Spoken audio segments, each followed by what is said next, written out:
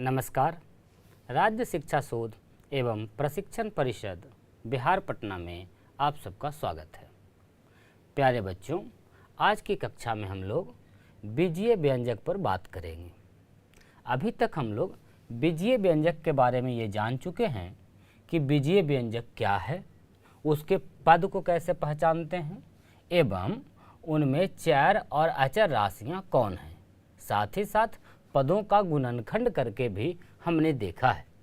इसमें दो टर्म समान पद लाइक टर्म्स और असमान पद अनलाइक टर्म्स को हमने समझा है। साथ ही साथ बीजीय व्यंजक में एक पदी, द्विपदी, त्रिपदी, साथ ही साथ बहुपद, इन सब टर्मों से हम लोग परिचित हो चुके हैं। आइए इसी जानकारी को और आगे बढ़ाते हैं। कक्षा की शुरुआत बस छोटे से उदाहरण से हम कर रहे हैं, जिससे आपके पूर्व ज्ञान की भी पहचान हो जाएगी। हमें आशा है कि आप बिल्कुल बीजीय व्यंजक देखकर पहचान पाएंगे कि ये कितने पद का व्यंजक है।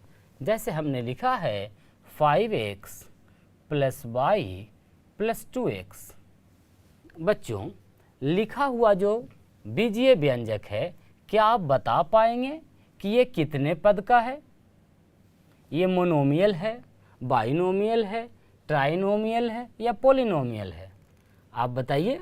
एक पद का है, दो पद का है, त्रिपद का है, कितने पद का है ये? बिल्कुल आप ठीक समझ रहे हैं। इसमें यदि आप ध्यान देंगे तो 5x और 2x दोनों समान पद हैं।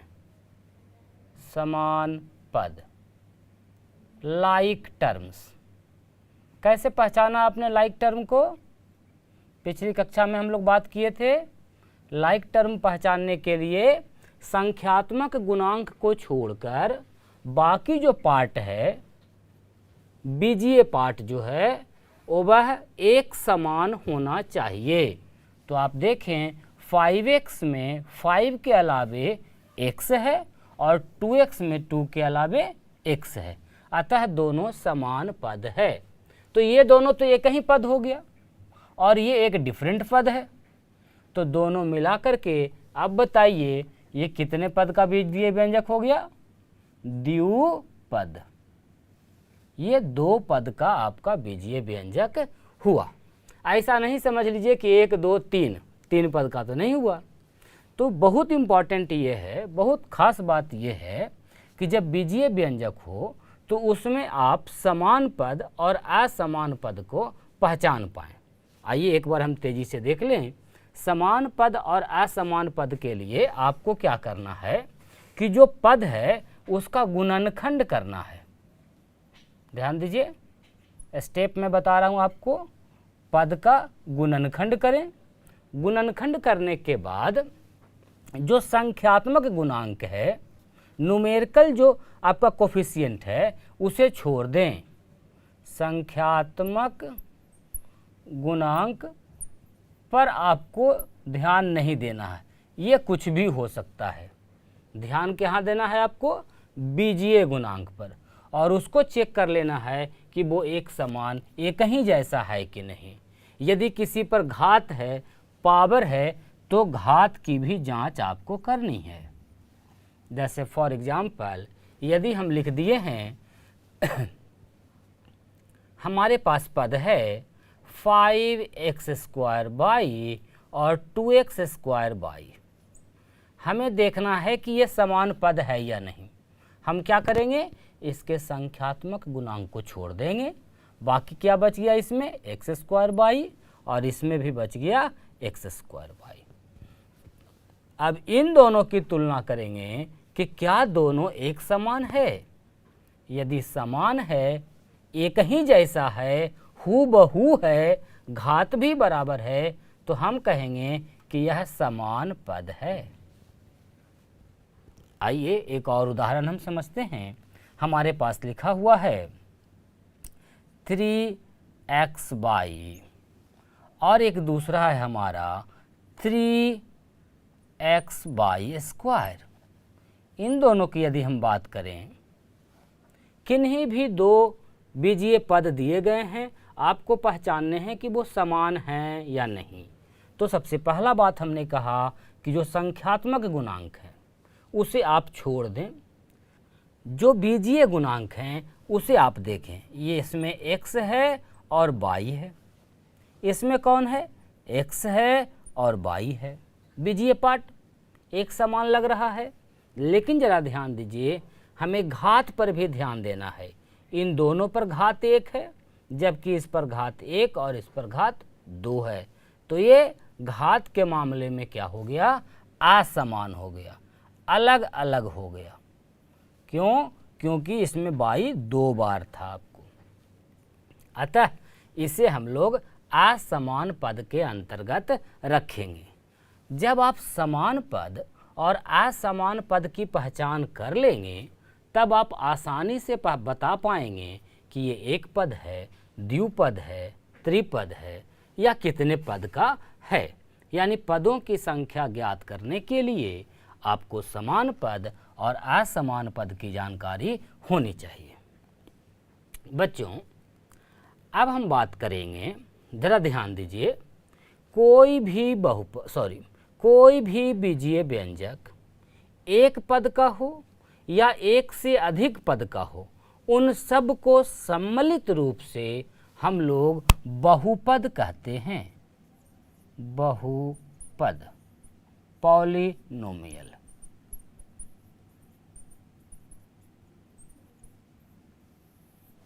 ध्यान दीजिए, हमने कहा बहुपद किसे कहेंगे, बीजीय व्यंजक जिसमें पदों की संख्या एक हो या एक से अधिक हो, अर्थात एक पदी को भी बहुपद कहेंगे, द्विपद को भी बहुपद कहेंगे, त्रिपद को भी बहुपद कहेंगे, या इससे अधिक जितने भी पद वाले रहेंगे बीजीय व्यंजक, उन सब को हम लोग बहुपद के अंतर्गत रखते हैं।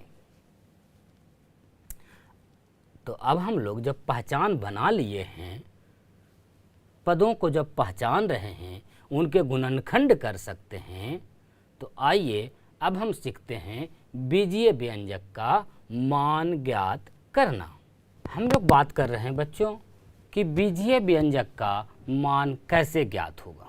तो ध्यान दीजिए, बीजीय व्यंजक का मान उसके 4 मान पर निर्भर करता है। ये स्पष्ट है आप? 4 मान अर्थात 4 का क्या वैल्यू दिया गया है, उसी को तो रखकर बीजीय व्यंजक का मान प्राप्त करते हैं। जैसे हम लोग जानते हैं कि वर्ग का क्षेत्रफल बराबर सपोज ए स्क्वायर, जहाँ ए क्या है, जहाँ ए वर्ग की भुजा है, ये हम सबको पता है। एक उदाहरण के तौर पर हमने लिया है, और ए एक चर राशि है, अर्थात इसका मान बदलता रहेगा। तो वर्ग की भुजा का मान जैसे जैसे बदलेगा, उसके क्षेत्रफल का भी मान बदलेगा। क्षेत्रफल जो ए स्क्वायर है, ये जो चर है ए, इस चर पर ही निर्भर करेगा इस बीजीय व्यंजक का मान। जैसे सपोज यदि हम मान लें कि वर्ग की भुजा a बराबर 5, तो क्षेत्रफल हमारा इसके हिसाब से हो जाएगा 5 का स्क्वायर। क्यों? क्योंकि क्षेत्रफल क्या है, a का स्क्वायर, और a के जगह पर हमने लिया है 5, अर्थात हमारा हो जाएगा उत्तर 25। जबकि यदि हम चर का मान 10 ले लें कि वर्ग की भुजा 10 है, तो इस स्थिति में आप देखें कि क्षेत्रफल क्या हो जाएगा हमारा, इस बार ए स्क्वायर में ए के जगह पर 10 रखेंगे, और इस प्रकार से हमें प्राप्त हो जाएगा 100। इकाई में अगर ले रहे हैं तो आप कह सकते हैं वर्ग इकाई, वर्ग इकाई। तो आपने देखा जहां पहली स्थिति में ए स्क्वायर का मान 25 है, वहीं ए स्क्वायर का मान अब 100 हो गया। क्यों हुआ ऐसा? क्योंकि जो बीजीय व्यंजक हमारा ए स्क्वायर है, उसका मान निर्भर करता है उसके 4 मान पर, अर्थात ए पर। बाकी जो गुणांक हैं, कोफिशिएंट हैं, वो तो सेम ही रहेंगे। अचर है, चर और अचर को आप समझते हैं कि चर का मतलब ही होता है जिसका मान वैरी करे, जो वेरिएबल हो। साथ ही साथ पूरे बीजीय व्यंजक का मान वह मान होता है जो चर राशि को रखने पर उसको पूर्ण रूप से संतुष्ट कर देता हो। आइए कुछ और उदाहरण हम समझते हैं। जैसे कहा गया है कि व्यंजक a+2 का मान क्या होगा जबकि a का मान -3 है। ध्यान दीजिए, बीजीय व्यंजक हमारा यहाँ है a+2, इसका मान ज्ञात करना है। अब इस पूरे व्यंजक का मान निर्भर करेगा इस चर राशि पर अर्थात a पर, और इस प्रश्न के लिए चर राशि a का मान दिया गया है -3। तो हम लोग पूरे व्यंजक का मान कैसे ज्ञात करेंगे? जितना मान दिया गया है चर राशि का उसे व्यंजक में लाकर रखेंगे, पुट करेंगे। अर्थात हम ऐसा कह सकते हैं कि a+2 बराबर a, और a का मान है कितना? -3। तो a के जगह उसका मान हम प्रतिस्थापित कर दिया, a के जगह -3। बाकी व्यंजक जैसे है वैसे हूबहू रख देंगे। कहाँ से लाया हमने? a का मान प्रतिस्थापित करने पर या रखने पर, प्रतिस्थापित करने पर। अब आप इसे गणितीय विधि से हल कर दें। हमारा है -3 + 2। आपको पता है माइनस और प्लस है तो क्या हो जाएगा बच्चों? बिल्कुल ठीक कहा आपने, -1। ये जो हो गया किसका मान निकल गया? a+2 का। इस प्रकार से किसी भी बीजीय व्यंजक का मान आप उसके चर राशि का मान रख करके आसानी से ज्ञात कर सकते हैं। आइए थोड़े और उदाहरण के साथ हम लोग समझते हैं बीजीय व्यंजक का मान ज्ञात करना। प्यारे बच्चों, स्क्रीन पर आपको एक प्रश्न दिख रहा है। प्रश्न में कहा गया है, आइए हम साथ मिलकर पढ़ते हैं कि a बराबर 3 और b बराबर 2। यहाँ दो चर राशियाँ हमने ली हैं a एवं b, और दोनों का मान दिया गया है। a का मान 3 और b का मान 2, और इतना के लिए नीचे कुछ व्यंजक दिए गए हैं, उनका मान ज्ञात करना है। तो आइए हम मिलकर ज्ञात करते हैं। सबसे पहला व्यंजक है हमारा, आप देख पा रहे हैं a+b। कितना आसान है ज्ञात करना। देखिए व्यंजकों का मान, इसमें जो चर राशि हैं बस उसका मान यहाँ से प्रतिस्थापित कर देना है, रख देना है। तो बहुत ही साधारण तरीके से a के जगह पर 3 और b के जगह पर 2 रख देंगे। बाकी जिस गणितीय संक्रिया के साथ वो जुड़ा हुआ है उसे हूबहू उसी प्रकार छोड़ देंगे। हमारा है a, तो अब a नहीं रखेंगे, a के जगह उसका मान प्रतिस्थापित करेंगे। पुनः है प्लस का चिन्ह, योग का चिन्ह, उसे हूबहू उसी प्रकार रहने देंगे। उसके बाद लिखा हुआ है बच्चों b। अब b के जगह पर b न रख करके उसका मान प्रतिस्थापित कर देंगे, और कर लेने के बाद अब यह अचर के रूप में आ गया। इसकी गणितीय संक्रिया हम आसानी से कर सकते हैं, और 3 में 2 जोड़ने पर कितना प्राप्त हो जाएगा? 5। इस प्रकार आपने देखा कि व्यंजक का मान हम आसानी से ज्ञात कर पाते हैं। आइए इसी प्रकार से एक और उदाहरण है दूसरा। उसमें लिखा गया है 7a - 4b। आशा है आप अपने नोटबुक के साथ बैठे हैं, तो आप हमसे आगे आगे भी इस प्रश्न को हल कर सकते हैं। कैसे करना है? बहुत आसान है। जैसे लिखा हुआ है वैसे लिख दीजिए और मान प्रतिस्थापित कर दीजिए चर का। तो ध्यान दीजिए मेरे साथ, लिखा हुआ है 7, तो हम लिखेंगे 7। उसके बाद है लिखा हुआ a। अब देखिए 7 और a के बीच में यदि कुछ नहीं है तो कैसी गणितीय संक्रिया है? बिल्कुल आपको पता है किसका चिन्ह है, गुणा का, और ए के जगह पर मान है कितना, 3 रख दीजिए। उसके बाद है घटाव का चिन्ह माइनस, उसके बाद है 4, तो 4 की जगह 4, फिर एक चर राशि हमें प्राप्त हुई b, और चर राशि b का मान b न रख करके उसका मान प्रतिस्थापित करेंगे जो कि है 2। अब देखिए जब हम चरों को अचर में बदल दिए, अब सिर्फ इसे हम लोग हल करेंगे। आइए कैलकुलेट करते हैं। 7 गुणे 3 कितना हो जाएगा बच्चों, 21 माइनस 4 दूना 8। घटा लें आप इसे, इस प्रकार आप आसानी से उत्तर तक पहुंच जाएंगे। आइए इसी प्रकार का प्रयास हम मिलजुल कर अगले एक बीजीय व्यंजक के लिए करते हैं। और तीसरा नंबर का बीजीय व्यंजक क्या है, देखें जरा आप। इस बार हमारा बीजीय व्यंजक है a² + 2ab + b²। बच्चों जरा पहचानिए तो ये कितने पद का बीजीय व्यंजक है, क्या आप पहचान पा रहे हैं? बिल्कुल ठीक कह रहे हैं, ये सब का सब असमान पद है और पदों की संख्या इसमें है 1, 2 और 3, अर्थात यह ट्राइनोमियल है, त्रिपद है। आइए इस त्रिपदीय व्यंजक का मान हम ज्ञात करते हैं। इसके लिए चर राशि का मान पुट करते हैं। a का मान है कितना, 3, तो a के जगह पर हम लोग रख दे रहे हैं 3, और इसका देखिए घात के रूप में है 2। तो जैसे है हूबहू लिखते चलेंगे, सिर्फ मान प्रतिस्थापित कर देंगे।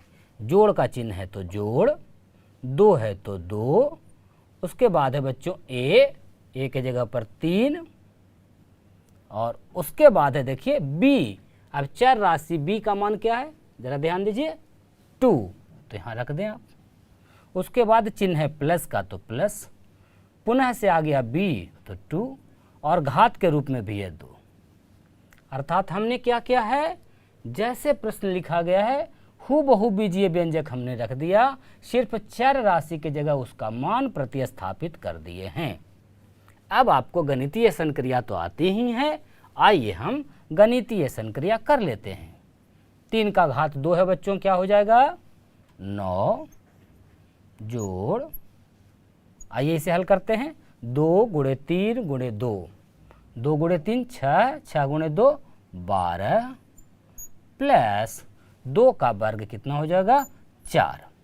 आइए इसे हल कर लें हम लोग, जोड़ लीजिए इसे, 9 4 13 12 25। आप खुद से गणितीय संक्रिया कीजिए और इस प्रकार आप काफ़ी आसानी से उत्तर तक पहुंच जाएंगे। अब जरा देखिए एक व्यंजक और है हमारे पास,